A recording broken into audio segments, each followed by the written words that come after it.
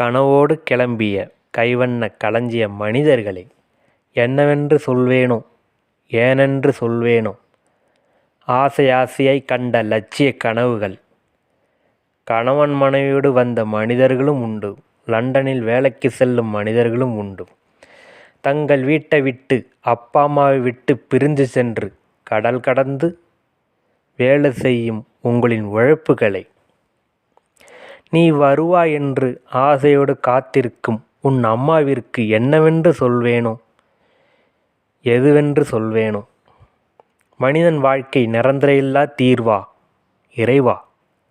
கனவுகளெல்லாம் சிதறியதை, எரிந்து சாம்பலாகி உடல் கருகியதை. மனித வாழ்க்கையை போராட்டத்தின் நடுவினிலே, எந்த நேரத்தில் எது நடக்குவென்று தெரியவில்லையே மானிடா.